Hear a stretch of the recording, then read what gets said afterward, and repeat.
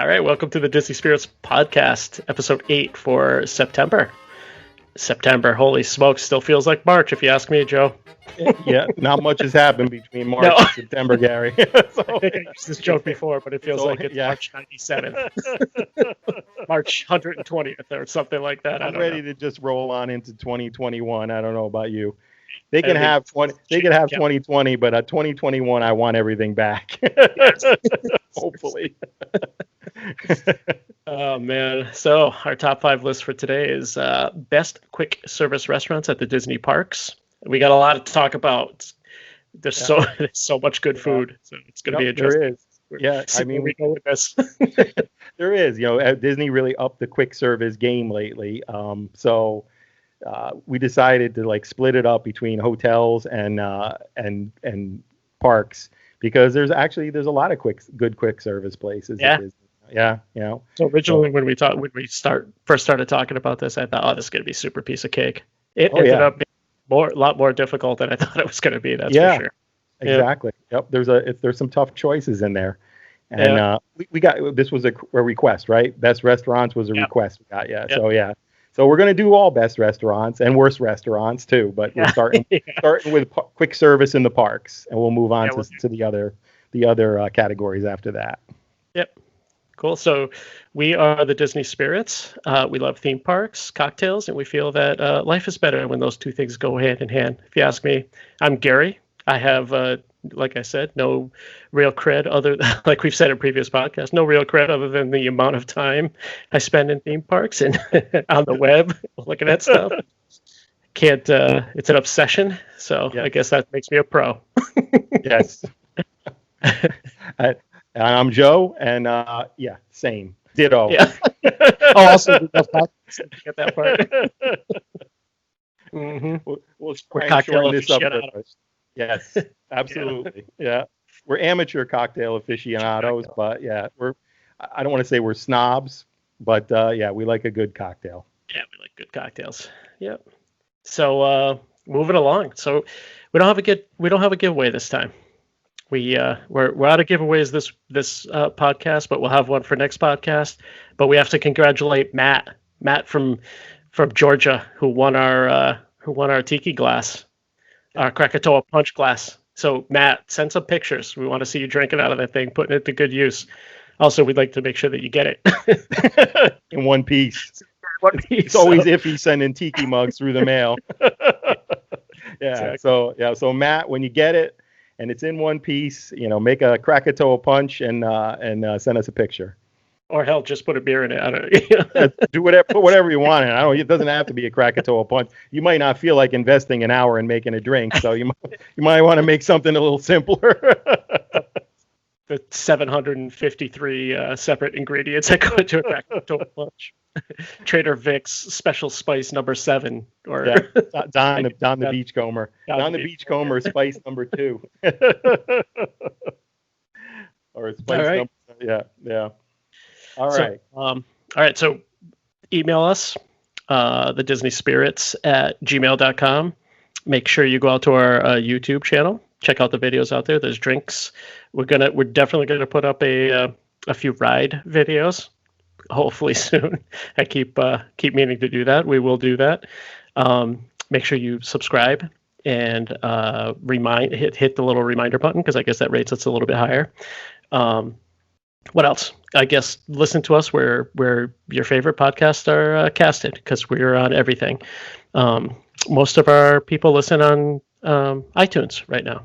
Yep. Looks like from our statistics. So make sure you like us out there. Leave comments. We always like to hear from you. All nice things. Remember, like I've said before, the internet is a mean.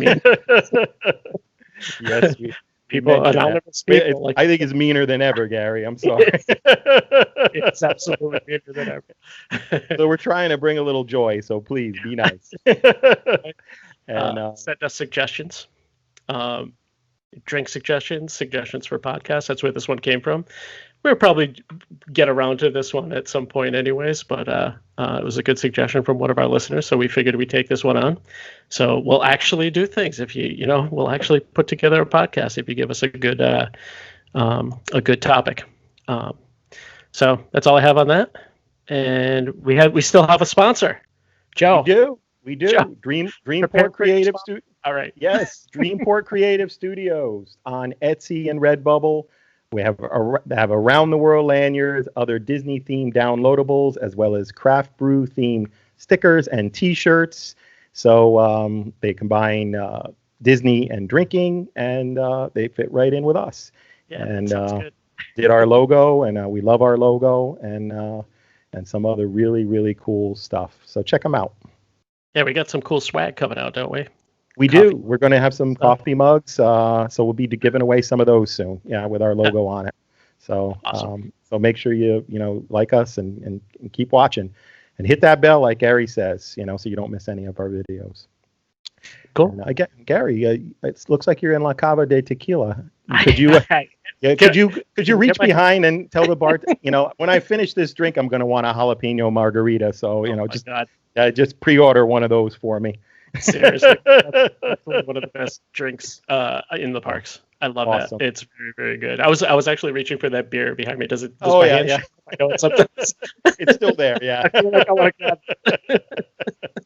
it. So speaking of drinks, Joe, it's your turn to go first. So what are you drinking tonight? All right, sir. I have the Birds of Paradise. And this comes from the Cabana Bar and Beach Club at the pool bar at Disney Swan and Dolphin Hotel. So this is a riff on a jungle bird, which is a drink that was kind of uncovered by Beachbum Berry in his book Intoxica.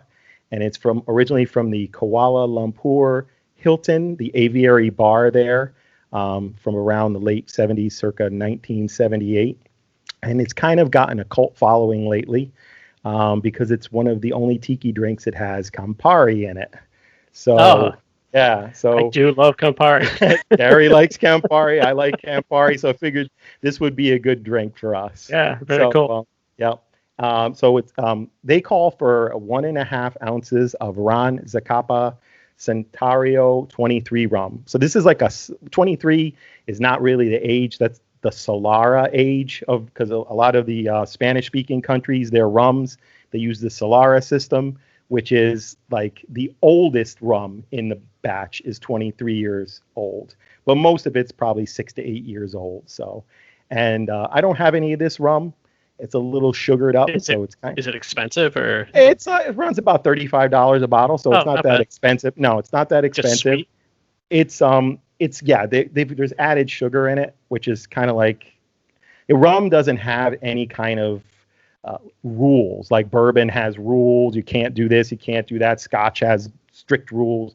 Rum is kind of a free for all. So, there's some added sugar in different rums. They add caramel coloring and stuff.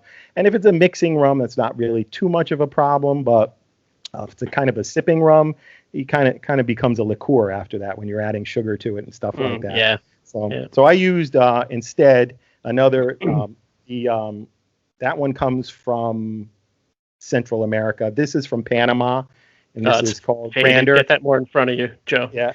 There you go. No, you had it right. There, perfect. Grander, and it's a 12-year-old rum. This is all 12-year-old, so it's a good rum.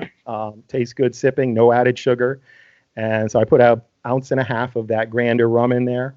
3/4 of an ounce of Campari, 1/2 ounce of lime juice, 1/2 ounce of simple syrup, 4 ounces of pineapple juice, and shake it up and add ice. Put it in a double old-fashioned rocks glass, and you want to put a wedge of orange, lemon with a cherry in the middle, and I got a little palm tree. Very nice. A little flamingo, birds of paradise. Yellow bird. I like that. Very nice.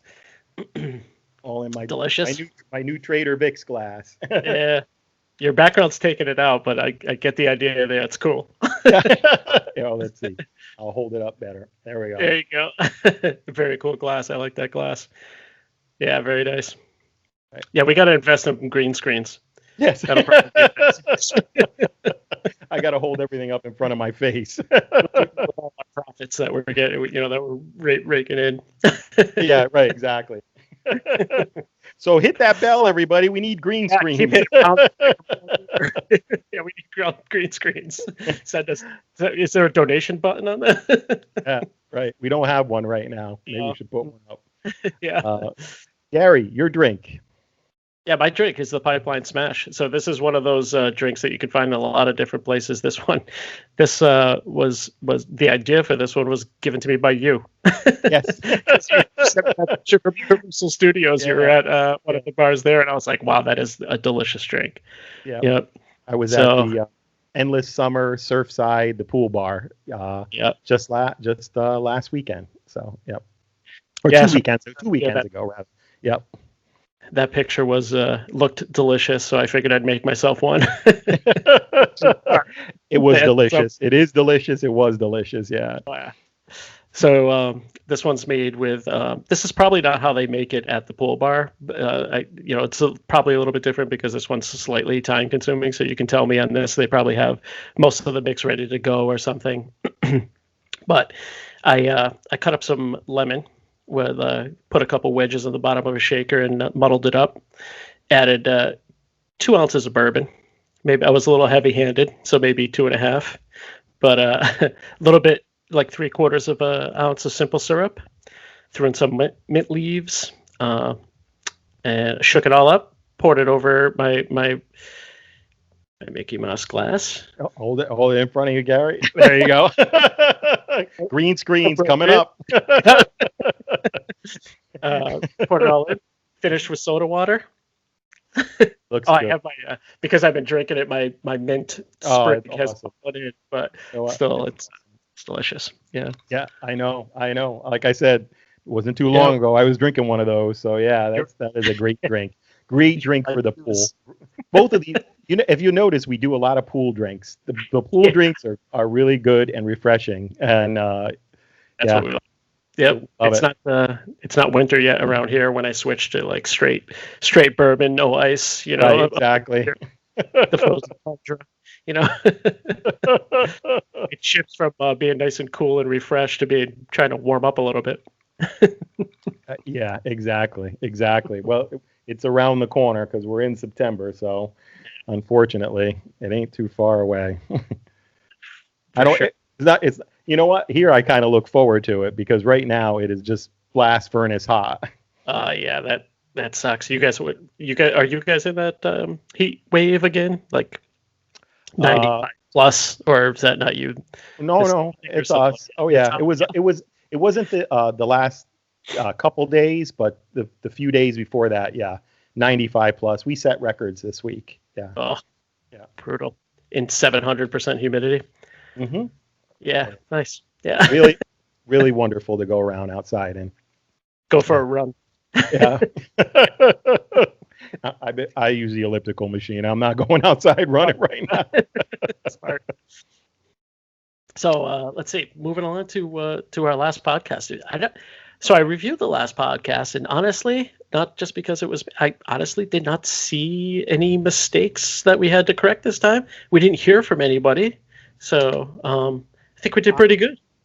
I don't think there were any mistakes, save one. I think we talked about the tram tour, the Universal tram tour, and I said something like it was 30 minutes or 45 minutes. I think it's actually even longer than that. I think it's over an hour. It's like 70 to 90 minutes. So it is. So yeah. So I got that wrong, I think. But I don't remember you saying that. I think I said it was 45 minutes, and then later on when I was reviewing the podcast, I said no, I don't think that's right. I think it's longer than that. Yeah. I actually think it's over 2 hours. Actually, it's a long. Oh really? Long oh wow, time. that long. Long time. Yeah.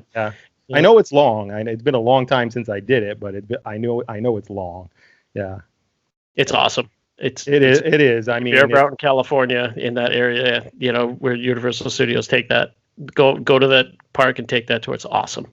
Yeah, don't miss the Universal tram tour. It's it's like real movie history. You're gonna see. Yep, it's iconic. You see some Back to the Future set. What else? Psycho set. Yep. All kinds of cool stuff. The real stuff, the real ones. Yeah. Oh, you get to see Fast and the Furious. Oh yeah, you get to see Fast and the Furious, but you don't have to go through the horrible pre-show or anything like that. You just go right in, and you get to see Kong, and you don't have the bad thing about Kong is you don't get to see the pre-show. The good thing about Fast and the Furious is you don't get to see the pre-show. Exactly. On a side note, did you see that? I think we talked about it in the last podcast, but Fast and the Furious, because of the reduced crowds, once that closed. Yeah. So 2 years old. 2 years and it's closed. Yeah, 2 years old. I think it should be still in its honeymoon hot period, but nope. Damn. People hate it. Yeah. That thing's not gonna last long. I don't think so. But I'll tell you what, if they change that one before they change Shrek, I'm going to be really, really ticked off. Yeah. Seriously. Shrek is so easy to switch. Yeah. It is time for it to go. In fact, I would be. Let's see. Well, of course, if Alfred Hitchcock came back, that would be awesome, right there. God, that would be awesome. I'd be happy if they brought back the Murder She Wrote theater. You remember that? You don't remember that? Oh yeah, no, yeah. It's where Transformers is now. It used to be where Transformers is now. It was a different building. They knocked down that building and built Transformers, but that was when the park originally opened. That was the Murder She Wrote Mystery Theater or something like that. Yeah. What was it? Like a regular one of the shows, like the makeup you know what? Or show or something like that. I can't remember it. I really can't. And I know I did it, but I can't remember it. Yeah, I probably have been. Remember it was there, but I don't. That's all I remember about it, really. Yeah. We'll have to look that up and throw it into this. This podcast somewhere. Yeah, maybe at the end. Maybe right here. Maybe take a break. Take a break and watch Murder, She Wrote. Yeah, that's it. We'll go look it up on YouTube, and then after our break, we'll come back and tell you all about it. All right, or we could just move on. Let's just move on and forget about it. We're gonna try to consolidate sort of our news. Our news went long. That was one of the things that people were talking about before. We talked too much before our top five, but theme park news we'll breeze through. So Tron coaster at the Magic Kingdom, moving right along. Yep. I saw that we'll have to put up some pictures. Canopy going up, the light canopy. So that means it's going. It's really coming. Close. Yeah, and I'm really excited about that. It's not just for the ride, but I think the aesthetic of that. It's just one of the coolest looking rides around. Yeah. So I mean, I'm really excited about that. Yeah, I agree. When is it supposed to open? Do we have a date, or is it just kind of like soon? Like I think right now it's soon. Yeah, coming soon to a theater near you. Yeah, to select theater. To select theaters near you. So yeah, that's something to really look forward to.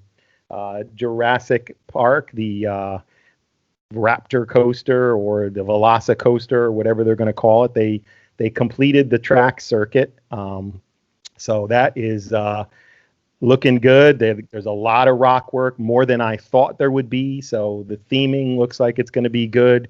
They brought in some raptor figures. I would imagine there's going to be more inside. Yeah. There was even rumors that possibly a mosasaur was going to jump out of the lake at the coaster when it does Heartline roll over the lagoon. That would be awesome. Me, that would put it over the edge. I mean, that would be just awesome.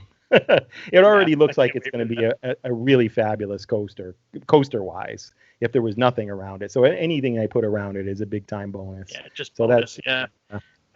I hope I'm not right in hearing that they may have cut the budget for that mosasaur, because that would be just awesome. And those are the things that you and I have always talked about. Like, it's things that would just blow people away. Sometimes it's just worth the money because it would just create such buzz, and think about if they cut, and I know there's some Disney fans that don't like it because they say it's aesthetically not right, but think about if they cut the dragon off the top of the Gringotts Bank building, and when they first came out with the artwork, people were looking at it going, is that really going to be there? Is that going to move? Is that really going to be there? What's it going to do? What's it going to do? Well, it doesn't move, but it shoots, flame out of its mouth every, say 15 minutes or so, probably some 10, 15 minutes. and everybody gathers at the Absolutely. end of of the street, all the way up and down with their cameras up in the air. I mean, it's got to be so photographed, and it's just so iconic that I got 30 pictures of it at least. Yeah. Oh yeah. No, I mean, every time, it's like you're walking around. I've seen this a million times, and then the thing goes, and you hear that, and you're like, I think I'll watch it. Let me get my camera. It's like, exactly. Wait a minute, what am I doing? I have so many pictures of this thing, but I'm fumbling around for my camera every time. yeah, it's like crazy. But yeah, things like that, it's there. It's iconic, and I think something like that mosasaur jumping out of the lagoon at the coaster would really put that over the edge. Absolutely. So totally agree. Hope it stays in. What else we got? We got Universal. Cool Universal. Staying in Jurassic Park. The Burger Digs. Love that place, by the way. Yeah, awesome. Downstairs at the in Jurassic Park at the what do they call the that Welcome Center, the Jurassic Park Welcome Center. Yeah, Welcome Center. Called the Discovery Center or something. Discovery like that. Center. Yeah, Discovery Center. Yep. So anyway, downstairs where they have the dinosaur exhibits, the raptor eggs, and You Bet Jurassic game and all this other stuff. And you can look through, see how a dinosaur sees and everything. They're going to put tables and chairs there, and it's going to be an annual pass holder lounge. And if you eat at the Burger Digs and you're an annual pass holder, you're going to be able to eat at the tables down there right next to the exhibits.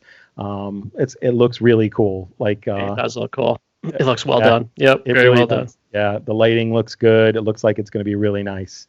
So that's a nice little perk. And I think they're trying to give some perks to the annual pass holders because they're kind of ticked off because they came out with the deal where if you bought a two park 1 day ticket, you pretty much got the rest of the year for free. So that kind of cut down on the value of your annual pass if you have one. So I think they're trying to add some perks. So that's a good one. Well, good on them. Yeah. Good. Yeah, good for them. It really is. Yeah. Absolutely. Yeah.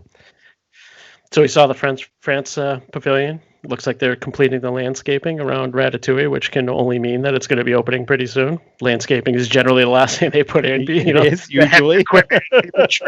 Landscape. Hey, let's put in the bushes and then run these bulldozers over the top of it.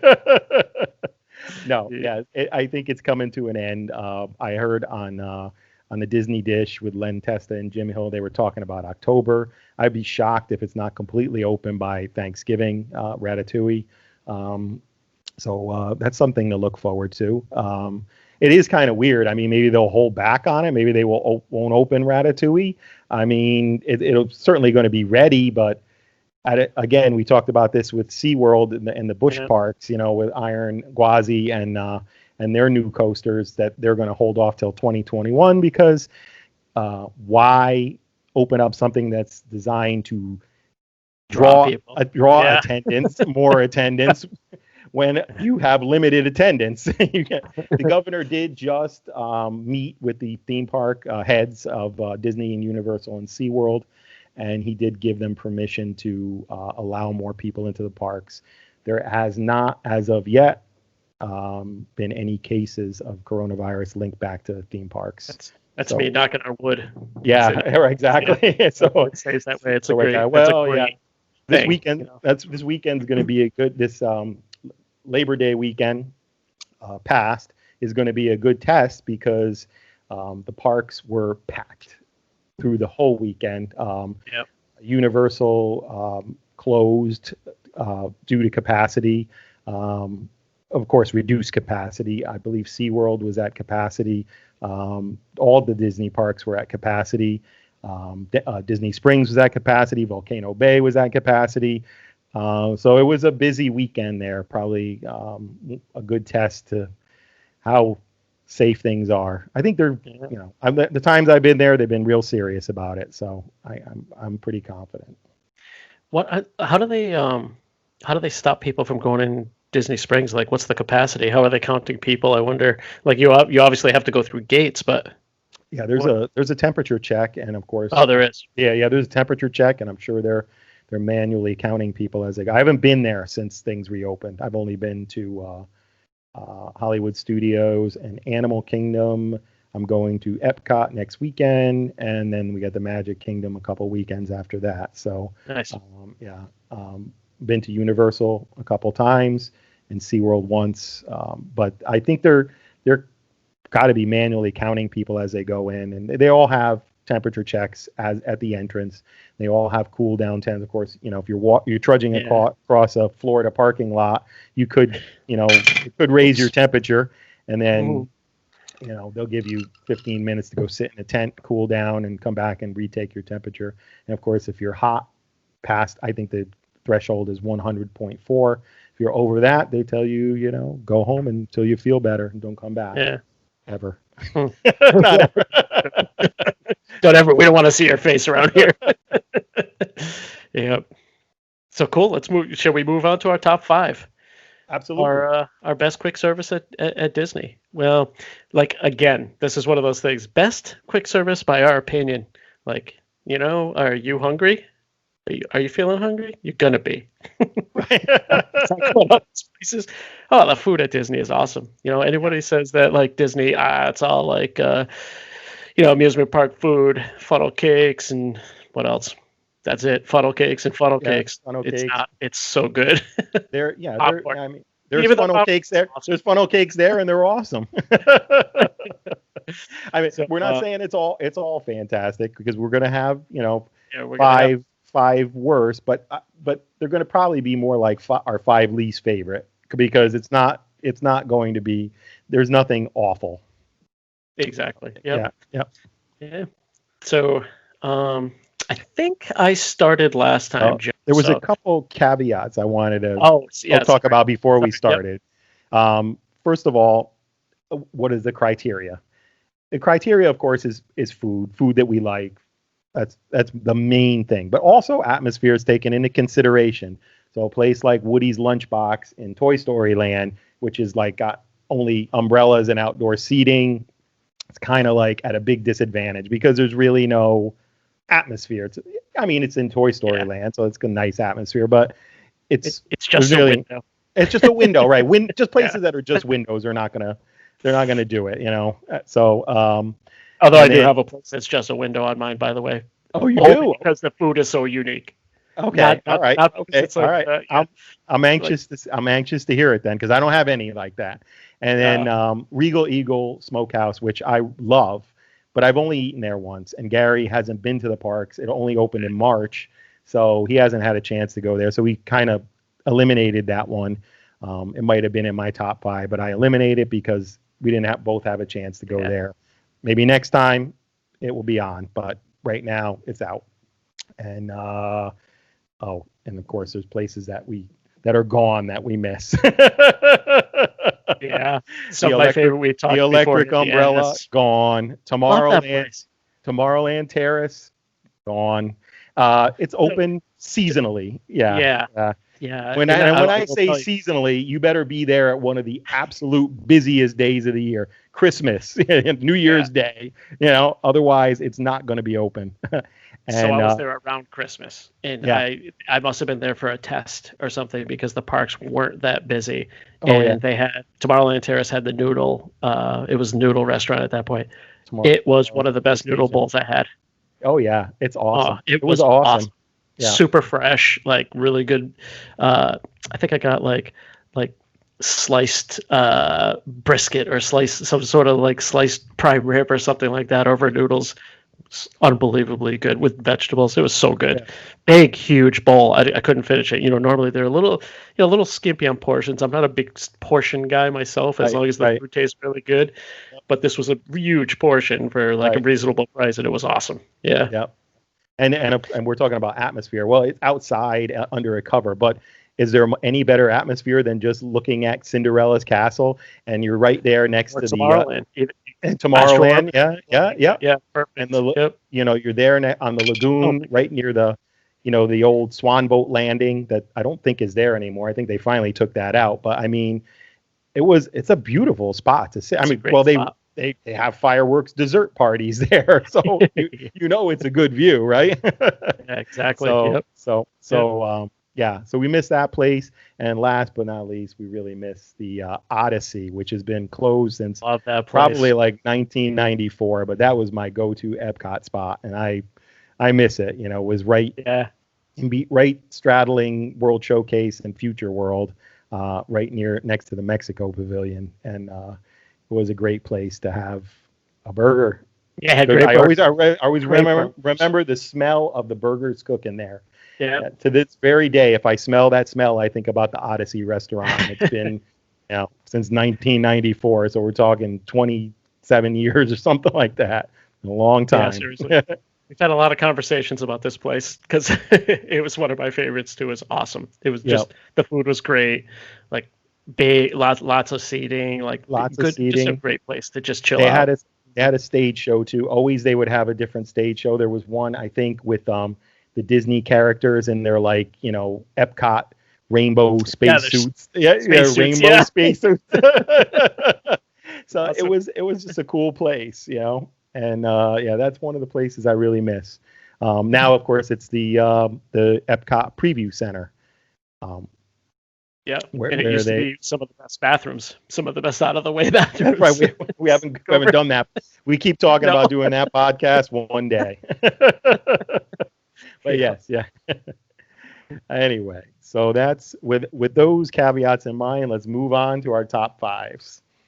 All right, you're going to go first this time because I think I went first last time. So you may decimate my list by copying what I have. I'm sure we're going to match up on some of these. All right. I'm going to start in the Magic Kingdom, and my number 5 is kind of a tie, and it's a tie between Pecos Bill's Tall Tale Inn and Cafe and the Columbia Harbor House. And wait, what? The Columbia Harbor House? No way. So that's my number 4. Is the Columbia Harbor. So your number. Okay. I absolutely love that place. Yeah, I do too. So that's usually our standard place to eat in the Magic Kingdom. But my friend Scott and Renee come down with their kids. We will always go to Pecos Bill's because that's Renee's place. That is Renee's place, and it's Renee's place because of the toppings bar and the burgers. And they have great Mexican food now, fajitas.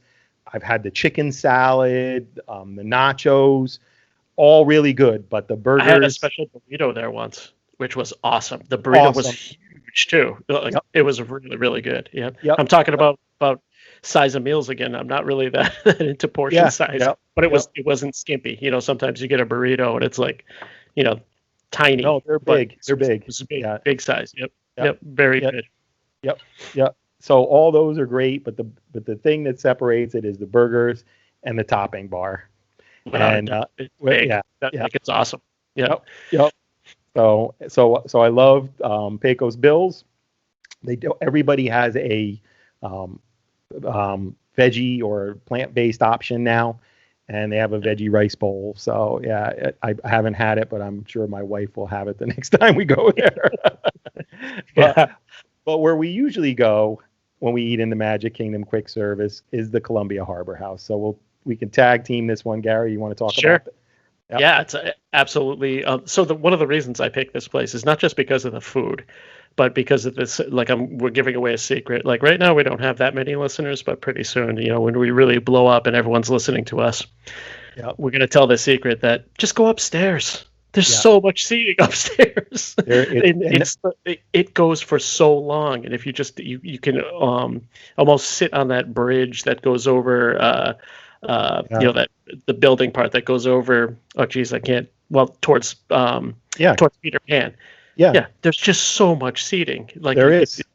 It's fantastic. The setting is great. It feels feels like I'm in a New England, kind of like fish restaurant. That's what That's what it is. That's what it's supposed to be. Definitely seafaring restaurant. They embraced it. It's perfect.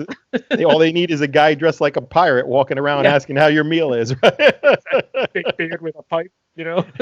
But Yeah, it's got great views too. I was going to say that's what I was going to say. The seating upstairs. I mean, if you're lucky enough, you get next to a window. You can be looking at Memento Mori, the entrance to the Haunted Mansion.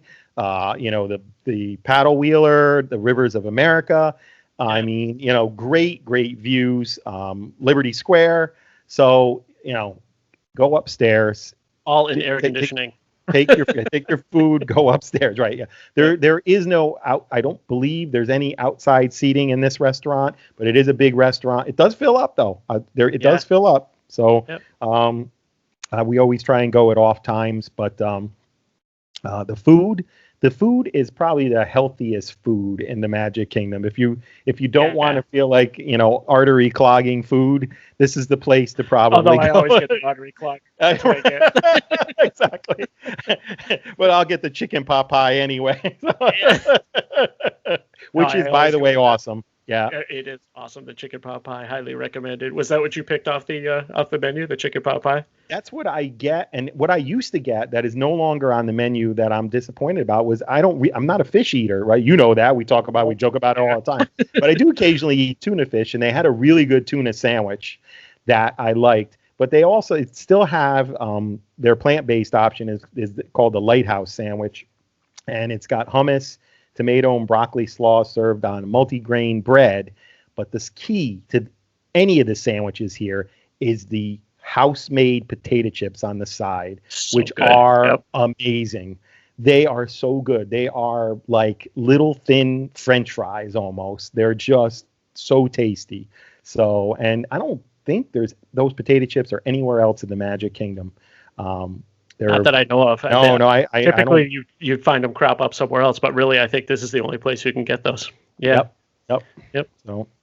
So what I normally get, because I go for the artery clogger, because I will say though, it's not heavy.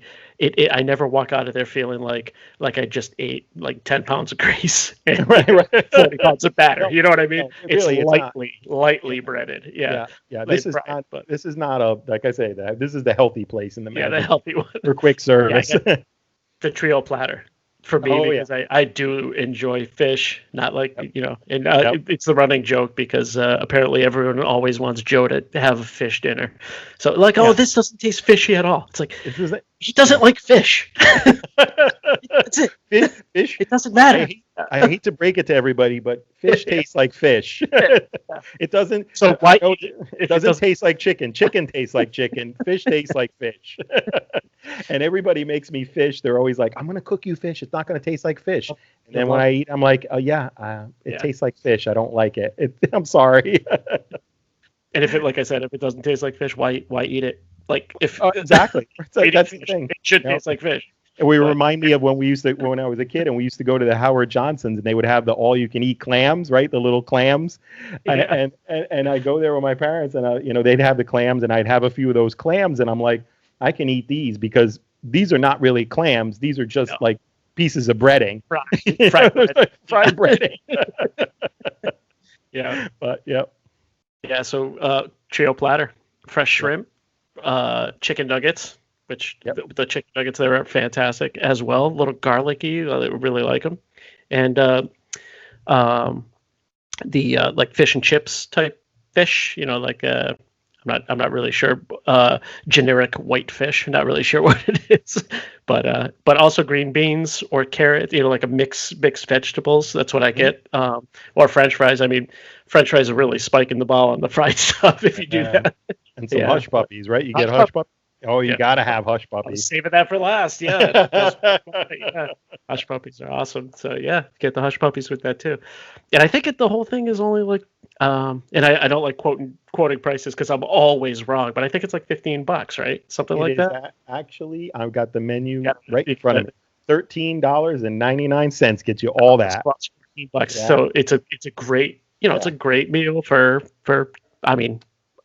cheap amusement park, prices, theme park prices. So, I love it. Yeah, very good. So that's my number 4, and that was your number 5. That was my number 5, correct.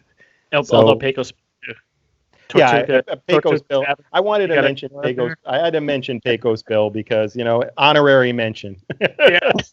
I don't normally eat there unless, like I said, unless we have Renee and Scott, and Kate and Scarlett, their kids with us. But other than that, if they're there, we eat there all the time. Okay. Now I want one of those burgers. It's the bun. The bun on those burgers are so good. So good. Yeah. All right. Your number. I'm moving to my five. My five. And the only reason this is 5 is because it's one of those things that I kept revisiting. It was 3. It was 5. It was on the list. It was, it's like, this place is just great. It's the Flame Tree Barbecue at Animal Kingdom. Yeah. That is my number 4, sir. That's really funny. I thought we were going to match up a little bit, but this is a great restaurant. We do hit this place. Right? It is awesome. It's located near the entrance of Dinoland, towards that direction. Yep. Fantastic food. Really good. I was trying to do a little bit of research, and I think I've seen these before, but they have legit smokers, right? Lined up because they do have legit smokers. Yeah, on the back of the place, right? There's a legit smokers. Yeah, you cannot walk by Flame Tree Barbecue and not smell it.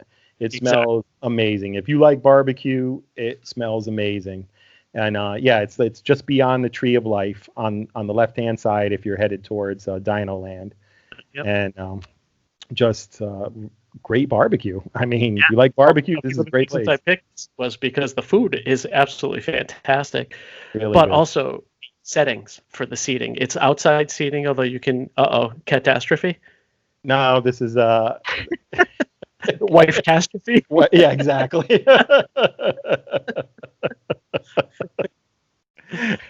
Yeah, refrigerator left open. You're gonna take care of that. Yeah. Anyway.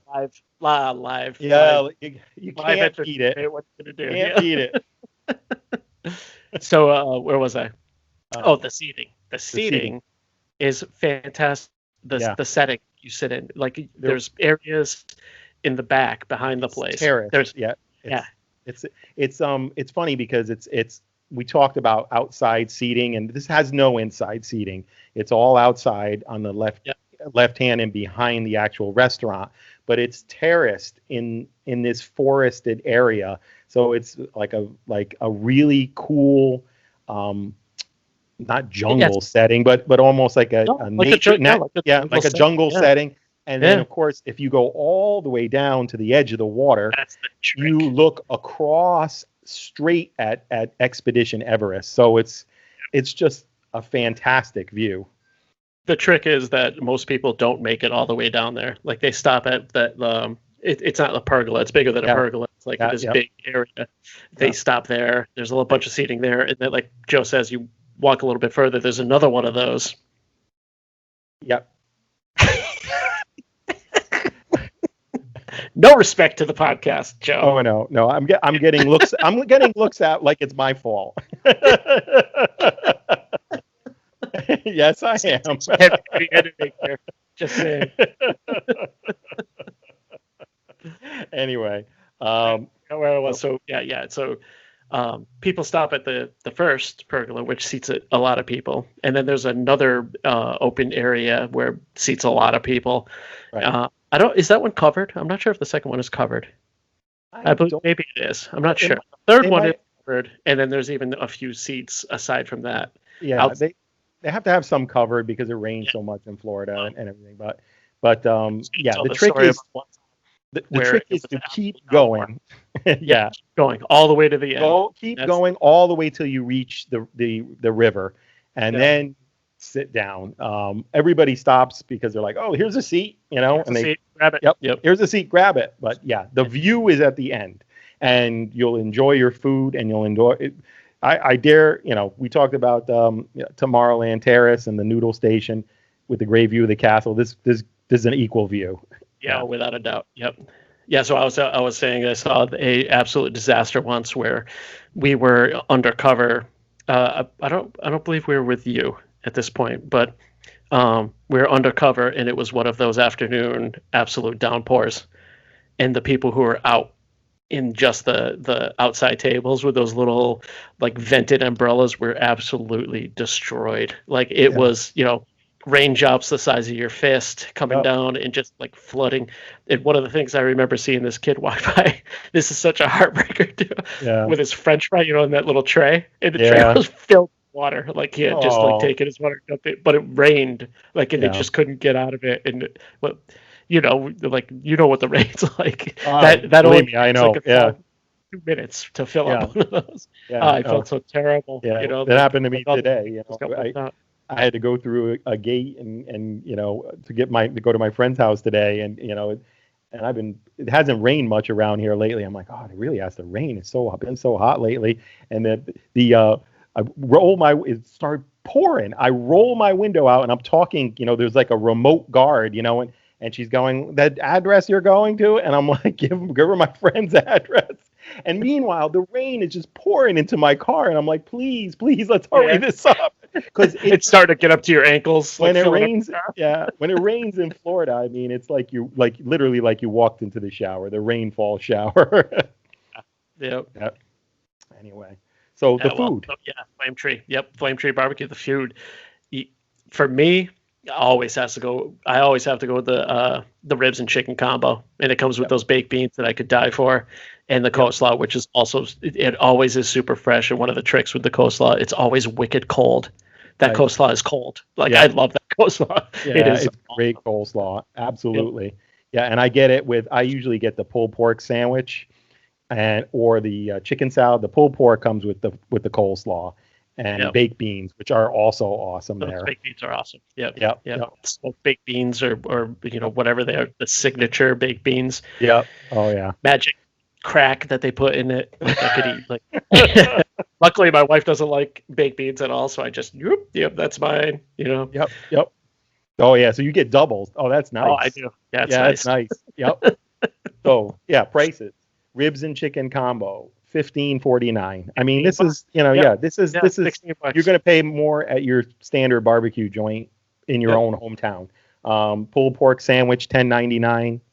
That's about the right price that you're going to pay just about anywhere else. Chicken salad that I get a lot, $10.99. They do have, I'm looking at the menu, Hot Link Smokehouse Sandwich plant-based sausage. I am anxious to try that. Yeah, I am anxious to try that. Interesting. Yeah. So maybe next time I'll end up doing that. Yeah, we got a catastrophe going on here now.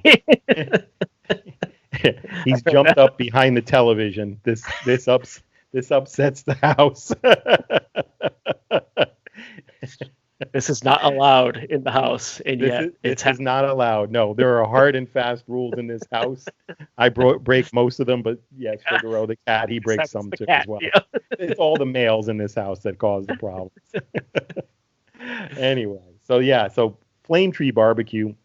If you've never eaten there, gotta go. Follow your nose. You will know exactly where it is in Animal Kingdom, and get yourself some good barbecue. Absolutely. And walk all the way down the terraces till you reach the river and eat it with an awesome view of Expedition Everest. Yeah, and that's our secret. Don't tell anybody else. Don't tell anybody we told you. No, tell everyone we told you. Just tell everyone. Tell everyone we told you, but don't tell anybody else. Yeah, exactly. If that makes any sense. So, moving to number 3. So this one's interesting. Here's my number 3. Like I threw this one in the middle. Is this your number 3? Is it your turn? Whose turn is this? It's your turn. Is it Mike? It's your turn. Yeah, because I just blew away your 4. Okay. All right. Yeah. You blew away my 4. Now it's your turn. So I'm waiting for mine. I'm excited to give you my window service place because it's just awesome. But you first go. Go. Yeah, go. I would be shocked if this place is not on your list, Gary, because I know you and I know what you like. And it's the Katsura Grill at the Japan Pavilion in Epcot. The former Yakitori house. Great, just a great, awesome. What is it? Your number what? Your number something. Number two. Number 2. I love this place. You know, I love this place. I can't even if we just had dinner. I go and get something from the Katsura Grill. Yep. So this was called the Yakitori House up until I think 2011, and then they revamped it. Didn't really change it all that much. Just really minor cosmetic changes. A little bit made it cooler. Yeah, they did. Yep. So anyway, it's got a combo of indoor and outdoor seating. The indoor is limited, and it's on the top of you could easily miss it. If you're looking into the Japan Pavilion, you have to look up on the hill, follow the river that goes to the koi pond, and when you get to the top of the hill, up the stairs, you reach the Katsura Grill. And, it sounds like you're hunting for treasure, which you actually are, because at the end of it, it's awesome. Yeah. And it is, we said atmosphere counts. This is probably one of the prettiest places to eat in all of Epcot. So, and just a great place. We had mentioned before in one of our previous podcasts to the trick in this one, because I will say I love this place, and it's my number 2 on my list. But that indoor seating is packed. Like that indoor seating should like legitimately seat maybe like have 20 tables. Yeah. There's like 50 tables. You know what I mean? There is. Packed in there. You are uncomfortably close to the people next to you usually. And it's but it is. I guess it's kind of a very Japan thing, It's a small island with a lot of people on it. So it used to be impacted. The trick, just walk right, like order your food and just walk right back outside. Yep. And that is the best area. You go in one door. Yep. Great seating. There's seating along the wall. There's seating on tables. There's just all outside, nice over that that really big whatever that tree is. It's just a really cool tree. Stuff. It's just a great view. Depending on which way you're facing, you're either facing the lanterns in the foresty area, or if you're facing the other way, you're facing the koi pond and waterfalls in the rest of Epcot with the the big shrines and stuff. It's just great outside seating. It is. Yep. I generally sit in the under the overhang that's right next to the building, right adjacent to the building. I think there's like 3 tables there, one right next to the other. For some reason, I have no idea why. Yep. Yeah, people go right by those for some reason or another. No idea why. I've always able to get a seat there. Although one person views the bathroom, I believe there's like isn't the bathroom there? It is right there. Yeah, it is. It's kind of right there. Well, but which is a good or bad thing depending on how much Kirin you drank. How much spice you put on your food. Spice packet they give you, that little like whatever that's uranium they give you, that little super spicy. Like I love that. So good. So we're moving on to the food. I'm going to order for Gary right now and say I want the udon noodles. 100%. I could be full just ambling out somewhere from dinner, and I will get the udon noodles. They're so good. I get the udon noodles. I also get the chicken cutlet curry, which is really good. The chicken teriyaki and the chicken and beef teriyaki. I have never eaten a bad meal at this quick service place. Everything is good. I think they had at one point, I could be wrong on this one, but I thought they had like a teriyaki salmon at one point. It could be just one of those specials that they occasionally have, but absolutely phenomenal. If you see it on there, just grab it because it was wicked. Not you. Yeah, no, not me. No. But it's fantastic. It's really, really good. I have never gotten it. My wife normally will get some kind of sushi. They do have sushi. It's fresh. It's good. It's good. Yep. And at Kirin, I usually will get a Kirin. I always get a Kirin. Yeah, it's just something about having a Kirin there, sitting outside with my udon noodles and just chilling, with those, especially when those lanterns are on. Like if it's a little bit later, it's just a really cool setting. You hear the water in the background because there's those multiple waterfalls. It's just great. I love it. It's a place to relax. You don't really hear all, the hustle and bustle. The white noise from the water is just awesome, and it's just it's serene. It's relaxing. It is. It's very serene. you're just enough removed from the main pathway of World Showcase, and like you say, with the white noise of the water falling, you don't really even hear it. You don't even know where you are. It is very serene and a great place to sit and relax in the middle of a day at Epcot. Yep. We lunch here a lot. We do. You know what they have great too, Joe? Is I didn't mention they have a lot. I think they have 4 different. Maybe it's 2 now, but they used to have 4 different sakis. Oh, the sakis are on the menu. Yeah, sweet to dry. Yep. And I always get that driest one that comes in a purple bottle. I think it came in a purple bottle, but they hand pour it into it's fantastic. Yeah. That's awesome. Yeah, you can get it. I think you can get it warm or cold also. Oh, okay. Yeah. Maybe. Yeah, I'm thinking I might be mixing up 2 different places, but it's certainly possible. Yeah, it's not showing on the menu here, but sake, hot or cold. Yes, it is showing. There you go. There you go, Gary. Right. Look at me. I must have been there before. All right. Cool. So, yeah, that's my 2. It's one of my favorite places, as you know. We can't. After I did the marathon, the first thing I went to was the Katsura Grill with you guys. Yep. Absolutely. Yeah, it was awesome. Yeah, but you run a marathon, you need some noodles, right? That's right. And a Keurig. I think I had 4 Keurigs. I was I was thirsty. 4 Keurigs. Cool. Yeah. You can have as many Keurigs as you want when you run a marathon. So that is your number 3? That is my number 3. So my number 3. Yeah, so far, I have to say we really matched up quite a bit now. Yeah, 5-4. We move those around, but your 3, my 2. Right. Okay. So you're number 3. I guarantee you, I don't match up on this one because this is the curveball. Because this is one of those ones that I, on a whim, I was just kind of hungry. And I'm trying to think of I think my daughter wanted, like something sundae, something. Oh, she wanted a waffle sundae. Oh. So we walked up to this place and I was like, oh, all right. I will have the sweet and spicy chicken waffle sandwich because I was hungry. And that is at the Magic Kingdom in Liberty Square, Sleepy Hollow. Have you ever had that sweet and spicy chicken waffle sandwich? Gary, I have never had the sweet and spicy chicken waffle sandwich, but I will tell you, of all the counter service places in the window type places, counter service, I have eaten at Sleepy Hollow more than any, and it's almost always for the ice cream cookie sandwich.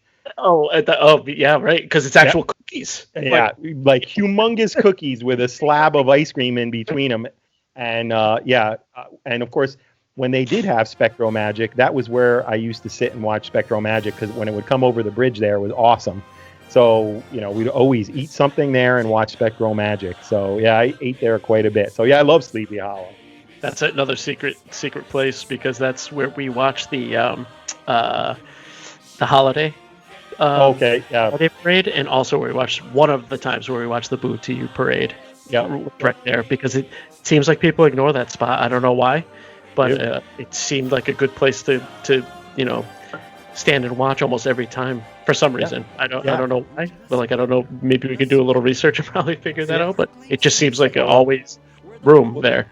There's room, and if you get there, a little bit early, you could get a table along the rail there, because they don't allow anybody to stand on the bridge. So you have there's nobody blocking your view. Nobody there. As the parade goes over the bridge.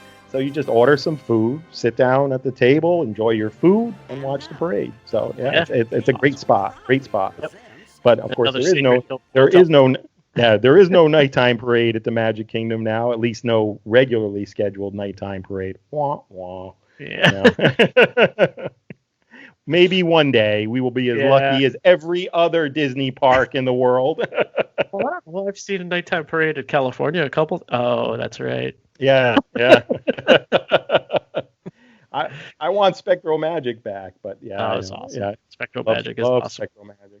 Yeah. Anyway, all right. So anyway, sweet and spicy chicken waffle sandwich is awesome. Like you have to. This is one of those I don't want to say it's like amusement park food. It is kind of amusement park food, it is. but it is actually spicy. It's Yep. like it has a good spice to it. There's sriracha in it. Yep. You can taste the sriracha with maple syrup. Like it's very, very, very good. It's essentially chicken on a folded into a waffle. Yeah. The waffle folds around the chicken. You know, That's awesome. Yep. Yeah, it's got some arugula and a little bit of coleslaw in there, and it's fantastic. It's just a really good mix. Like it's the sweet, spicy, the arugulas, they got that like earthy, like meaty flavor. I don't know how to almost arugula, bitter, a little bit bitter. Yeah, and the coleslaw cools it all down. So it's just great. So if you sweet and spicy chicken waffle sandwich, share it with your friends. It's delicious, but it's so good it's not to be missed. I think like we've missed it a bunch of times. That we every year we take that picture with Haley on the bridge, and that's where we take it. But then half the time we're just walking right past Sleepy Hollow because we're running off to the Haunted Mansion. It does.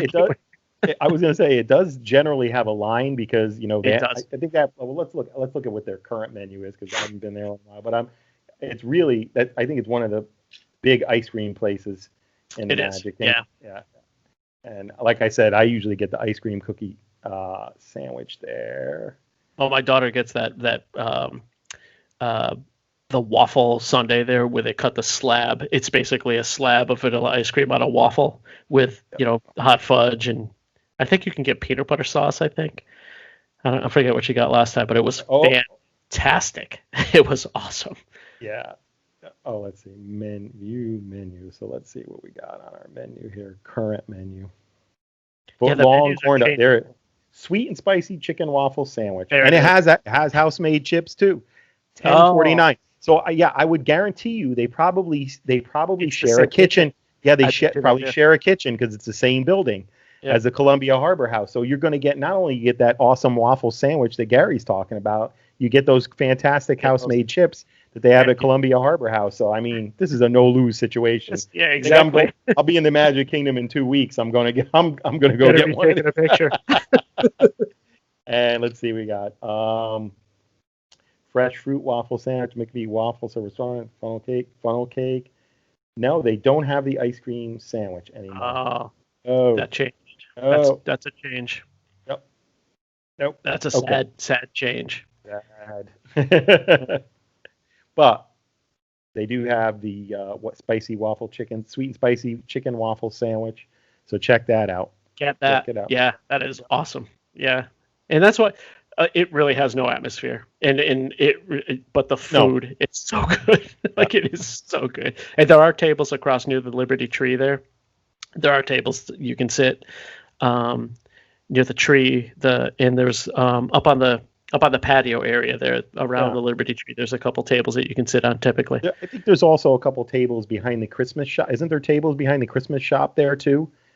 I'm not sure actually. Oh, you know what? There's tables in that whole courtyard near the fresh fruit stand. Yeah. So well, there's tables there too. Yeah. So there's places around there to sit that have more atmosphere. That the courtyard behind the Sleepy Hollow doesn't have that any kind of real atmosphere. Although you do have a view of the castle. So yeah, you do. So, were you talking about behind the Christmas shop where that gazebo is? Yes. Yeah, where there's usually a princess there. Yeah. Yes. Tiana was there. Yeah, we're sitting at one of those tables. They're really nice. They're ornate, like iron, white iron, wrought iron with like yellow padded seats. Yeah, I think something exactly like that. Yeah. So we were sitting there, and Tiana came out, and we were like, "This is perfect." Like, right, exactly. Yeah, I think it was Tiana and Naveen, and they were right there, right next to us, and they went into the gazebo. Yep. Yeah, they signed autographs in the gazebo there, and there's a little bridge that goes over to the entrance to Adventureland. Exactly. That goes right there. It goes over the river and through the woods. Grandma's house. Yeah, that's definitely the place because that'll be another secret because people don't really essentially if you order your food you have to cross the street and walk down a little path a little bit and then there's the seat. So people miss those kind of things. So because a lot of times a lot of times there won't be anything. There won't be any seating available right at Sleepy Hollow. So, it's good to know there's other seating around there. Yep. So, yep. Anyway, so that's a good one. I like it. I like you. Yeah, thanks. Threw a curveball in there. I like that. Well, I wanted to mix it up. There's so much good food. It doesn't always have to be. I broke the rules. I'm sorry. You didn't break the rules. No, that's fine. It's quick serve. Quick serve was the rule. If I could really break the rules, I would be getting egg rolls next to That's right. The egg roll cart. The egg roll cart. If you're lucky enough to be there at a time the egg roll cart has egg rolls in it, get those egg rolls. I have no idea what they're made out of, but again, they sprinkle them with some sort of crack. Yeah. something. They are so good. Yeah. Vegetable or pork, get them. Yep. Awesome. Yep. Good egg rolls. They've been really there forever. good. Yep. Very, very good. Yep. You'll right. make a left at the unbelievably horrible Aladdin spinner ride. Pretend you don't even see it. That's right. All right. Yep. Are we? What are we on? What you had? Your number 2 is already done. Katsura Grill, number 2. Yeah. So Katsura Grill. That was your number 3. So I guess we're on my number 2. No, you're number 3. No, what was your? No, I did 3. My number 3 was Katsura Grill. Oh, that's right. All right, Yeah. Your number 2. Yep. So we're on to my number 2.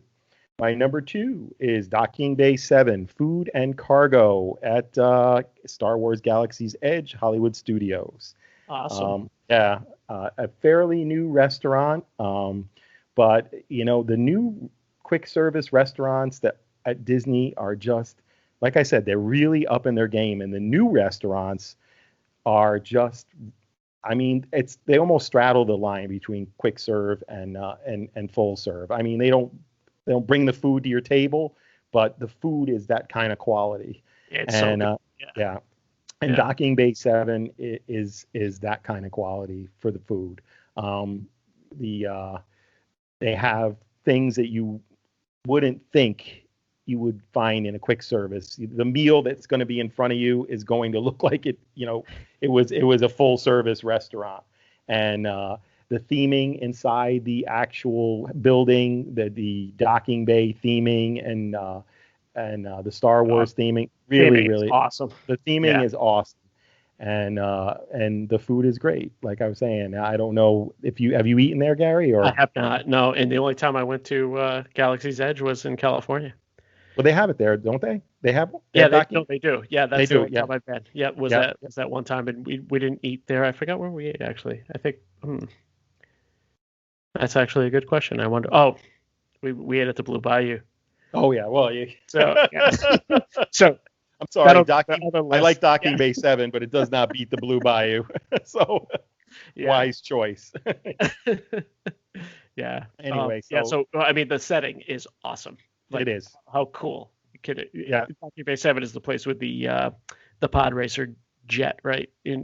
Well, no, that's Ronto Roasters. Oh, that's right. That's Ronto Roasters, and that only has outside seating. And that also has a cool setting. I mean, with the droid roasting the meat over the pod racer engine. It's really cool. really cool. Yeah. But yeah, this is kind of almost next door to it, and it has indoor and outdoor seating, and it's themed to like a docking cargo bay. And the food, they originally, when this opened, they had these kind of elaborate, almost like alien names, and what it did was confuse people. So they kind of dialed those back a little bit because people didn't know, what they were eating, fried Banta. Yeah, right. I don't know. I never had Banta. You had it before? It tastes like chicken. This is fish, but it doesn't taste fish. It doesn't taste like fish. Don't worry about it. Anyway, so they dial back the names and added the actual names of what it was. So the Batuan beef, the Batuan roast is now the Batuan beef pot roast. So everybody knows it's pot roast. Endorian fried chicken tip yip. It was just Endorian fried yip tip yip before. That I had that, and that was awesome. There's pork ribs. There's a chicken salad. My wife had the chicken salad. The hummus, the kefta and hummus garden spread meatballs are supposedly amazing. That's what I'm gonna get the next time I go there. Yeah. And like, there's not a lot of choices, but every one of them is fantastic. You got about 6 choices, and they're all good. So theming, food-wise, this is the place to go. I mean, awesome. And of course, you can get your specialized beverages in here. Star Wars beverages, or your standard sodas, standard fountain sodas. Can you get the Rancor beer? What is it? There was like a sample Rancor tooth. Do you remember that? Like, can you still do that? Did they ever bring that back? It was like I think you can only get that in the cantina. I think. I gotcha. Yeah, you can't. I don't think you can get that in any of the other places. I'm not as well versed at the whole Galaxy's Edge yet. I've only been once in California. I actually I was blown away. I was absolutely walking around like this is amazing to me. I'm wearing a Star Wars shirt today, as a matter of fact. I like it. I believe you got it for me. To tell you the truth, I believe you're right. I like it. Yeah, it. I was just blown away by that whole Black Spire. Like, it was just amazing. I took probably like 3,500 pictures. I couldn't stop.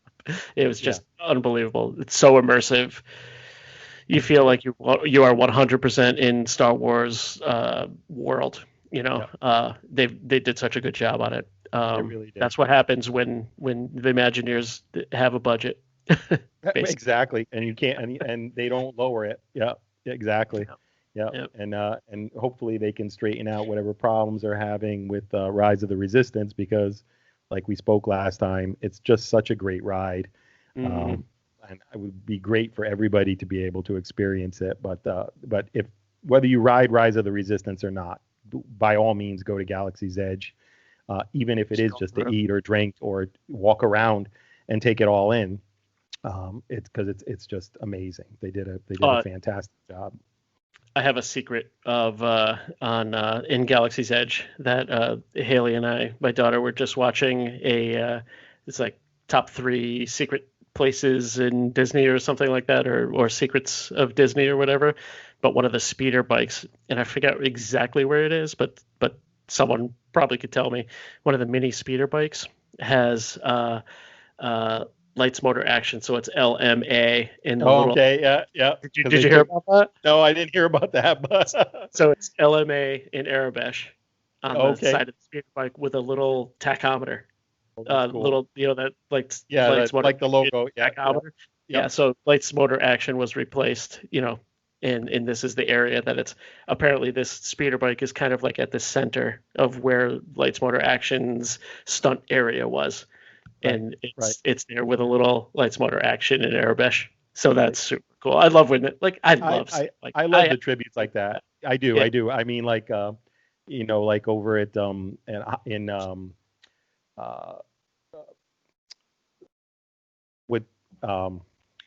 am I trying to think of? Spit it out, John.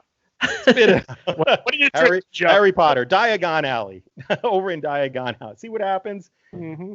We're jumping parks and everything. Little bit of drinking. Over in Diagon Alley, where they have, if you go to the front of the, there's a record store in the front, and there's a record in there by the Quint Trio. Here's to Swimming with Bow-Legged Women, because of course Diagon Alley replaced the Jaws ride, and I'm like, that's the kind of details that I just love. It's so awesome. Yeah. So I'll try to throw some pictures up of both those things, so people could see, because I love little nods like that. Yeah. There's so many throughout the parks, both Universal and in the Disney parks. Yep. Well, maybe we should do it. I just thought of another podcast. All right.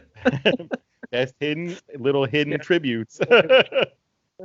Top 5 hidden tributes. Sounds good. So anyway, it looks like we worked our way to number 1, and I believe we are both in agreement with this number 1, because you haven't mentioned yours yet, and I know I haven't mentioned it, and you haven't mentioned it, but we did mention it when I used it as an example today when I said, you said, and you said yes, and then by the way you said yes, I kind of was a clue that you might be on your list. So go ahead, Gary. You say it. It's Pongo Pongo. Yeah, no, it's not. It's next to it though. Oh my gosh, the food, everything about it is awesome. Satu'li Canteen.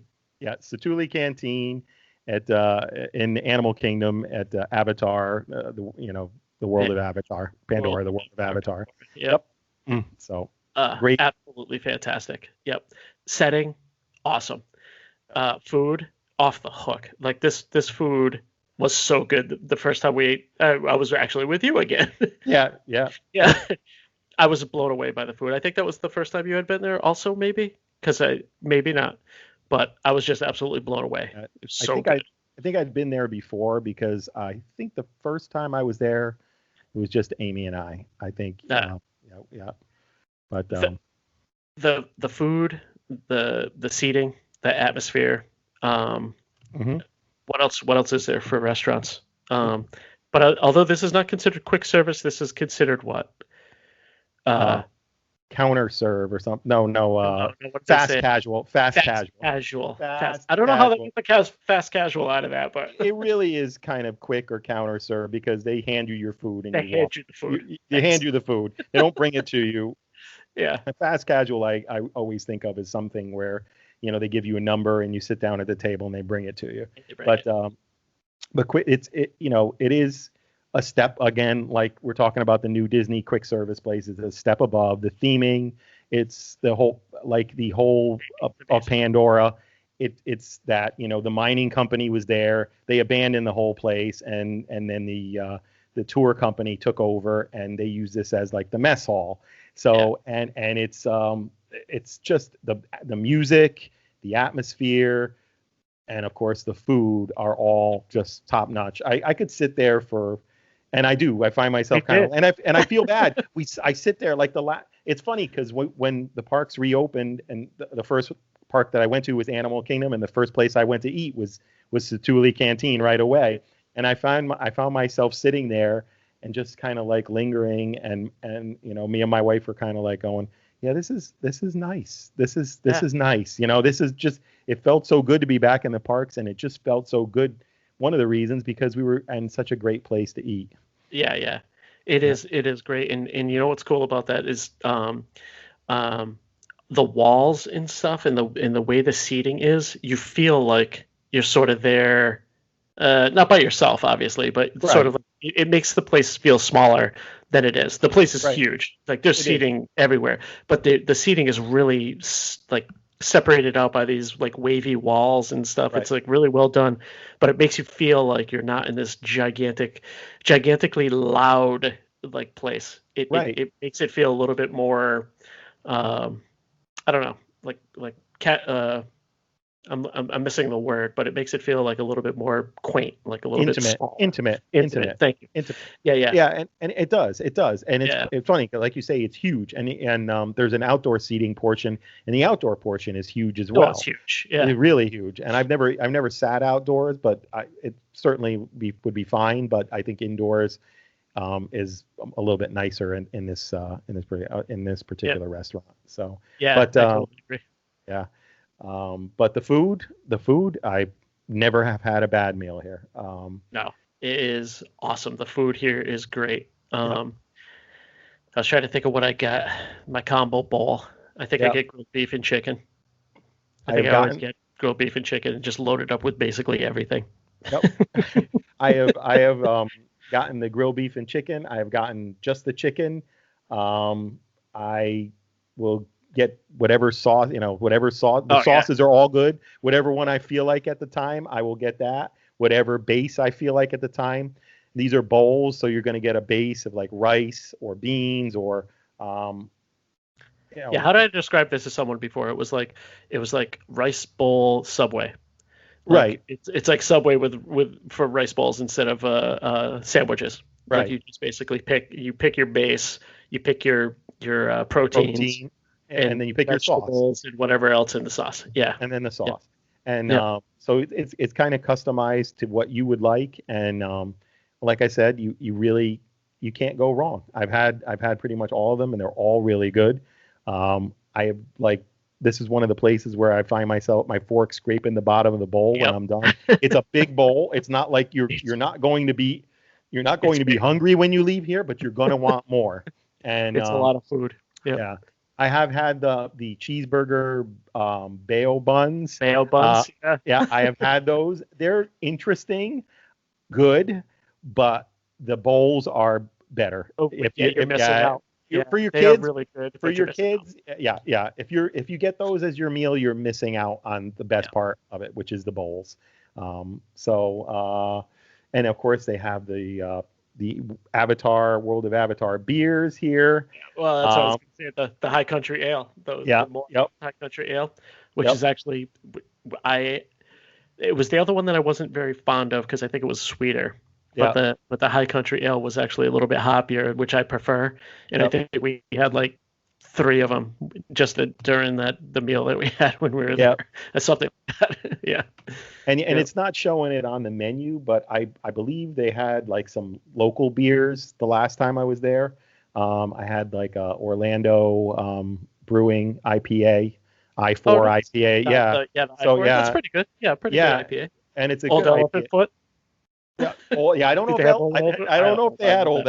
They might have. But I got the IPA. I think they probably didn't, because if they did, I probably would have got it. But yeah, I had the Orlando Brewing I4 IPA. So they had a couple local brews. So if you didn't like the Pandora brews, you could go for something else. And their standard Disney prices. $22, 22 ounces for $10.50. So you're not. That's not bad. Not that bad. Yeah, exactly. Almost like 2 beers. Yep. I think my wife got that margarita. Was that from Pangu Pangu? I think that's next door. That's at Pangu. It's the only place. Yeah. Where you can get the pineapple lumpia or whatever. Yeah, whatever that is. Which everybody loved. It was good. But it was a little sweet for me. Passion fruit boba balls, like all on the bottom and stuff. It's like 3/4 passion fruit boba balls. It's a little sweet for me as I drink my fruit salad. Yeah. Although I have to say, with the Campari really levels out the sweetness. There's no doubt about that. Yeah. Pangu. I was just remembering, Joe, with last time when we went there, when I know we talked about our previous podcast, but we grabbed those and we were like, oh, let's go on the Navi River journey, because I'm sure it's going to be a long wait, and we had to pound those 2 beers. Oh, that was amazing. We had dinner, we had like drinks, and then we got more drinks just to wait in line, and then it was like, oh my God, there is no line. We're walking through, and it was like, as we're going through, I'm like, okay, this is there's nobody here. It's just going to be. We walked like right onto the boat. We had to pound our beers before we walked right on the boat. It was funny. Yeah. And we rode a second time. Yeah, we just went right around. Yeah. And then the third time after that, there was a line, which was weird. Yeah. It was like there was we just hit it at a lull. Yep. If you're going to Satuli Canteen, by the way, you have to stop at this place, the Pangu Pangu, because that place is cool. I like the theming of that too. It does have the robot. Has the mech suit. Yeah. And then there's a guy. I think there's a guy who does like it's awesome. But it's got a bunch of good beers, and it does have those specialty drinks with those boba balls, which are delicious. Yeah. So yeah, of course with Pandora, Disney really knocked it out of the park as well. So yeah, really great addition to Animal Kingdom. So, and of course it's always crowded. So always crowded down there. Yeah, it's awesome, and it's isn't it a dead end there, by the way? Because I think basically we have to turn around and come back. Yeah, so a lot of people are mulling around there because they got stuck in that maze and they've hit the dead end. Right, they have to go walk all the way around and then back out to the main pathway. So or stop at Wind Traders. Isn't Wind Traders there? Get yourself a puppet. Wind Traders is right there in that little corner. You can go there. or you could just go turn around, go right back out, and stop at the Nomad Lounge and get yourself you're talking. a couple drinks, maybe some a little bit of food, little appetizers, and say hi to some celebrities, and walk out later on with a $90 bill. Yeah, exactly. Yeah, without a doubt. Yeah. That place is great. So, Joe, Gary. looks like we hit a lot of the same ones this time. This Yes. our top fives have matched. So that means maybe they really are the top fives. Maybe we've really hit on something here. It is weird. So let's go down our top fives again. Mine was we started with Pecos Bills as an honorary number 6. We'll say 6. Yeah, 5.5. Five and a half. My Columbia Harbor House was my number 5. Flame Tree Barbecue, Katsura Grill, Docking Bay 7, and then Satuli Canteen. And then yours was? Number 5 was the Flame Tree Barbecue. Number 4, the Columbia Harbor House. Number 3 was Sleepy Hollow, even though it is just a window. Right. That's all right. That sweet and spicy chicken waffle sandwich. Good. Yep. Number 2, Katsura Grill. Best setting of any quick service restaurant, if you ask me.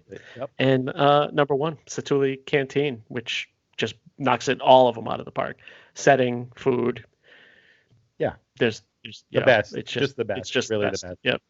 Yep. Best quick service in Disney parks. Yep. I agree. We agree. And we matched on 4 out of 5. So I would have to say that's pretty good. We clearly know what we're talking about, Joe. Yeah, at least we know what we like. Yeah, we hope other people like the same thing. But I really like, if you're looking for places, follow this list, because you won't be, you may miss some, because like we said, there's no really bad. I've never come across anything at Disney where I was like, "Hey, this was not good." Really. No. No, none of the, nothing beyond, you can't really go wrong, but you definitely can't go wrong if you pick one of these ones on our list. One of these. Yeah. So, all right. So that's it. I mean, I don't have anything else to add. We, as always, we give a shout out to all the Disney and all the theme park employees who, it's their job to make you happy and have a good day. And that's not always a good job. I mean, not always an easy job. It's not. It's not always an easy job. It's a difficult job. It's a good job, but it's a tough job at times, and it's tougher than ever right now. And not just Disney. We just stayed at Endless Summer at Universal, and I want to give a shout out. Every single employee at that hotel went above and beyond. They were all incredibly nice. So awesome. To the Universal employees, to the Disney employees, the SeaWorld employees, you guys are the best, and we thank you. Yeah, cool. So I think we're just done. Is that we're ready for our closing, Joe? I don't have anything else. I feel like it's a wrap. I think we really go eat food. I'm hungry. I need to go. I need to find a snack. I need to go make a waffle. That's what I need to do. You need a chicken waffle sandwich right now. Your chicken waffle sandwich. Exactly. While you're there, could Rice you bowl. just ask that, is my jalapeno margarita ready? Ask over that. Yeah. Where's that? Because my drink is almost done. Unfortunately, mine's done. Yeah. Okay. All right. It's time for another one. So. Sounds good. All right, Gary. So take care, and yeah, of course, absolutely. Everyone, please remember, in the immortal words of Warren Zevon, enjoy every sandwich. It's important. Enjoy every sandwich. All right. Till next time, Joe. Take it easy. Take care, Gary. Have a good one. Yep. See ya. So you're saying that you think maybe from your perspective now, do you know something about life and death that maybe I don't know now? Not unless I know how much you're supposed to enjoy every sandwich. Mm-hmm.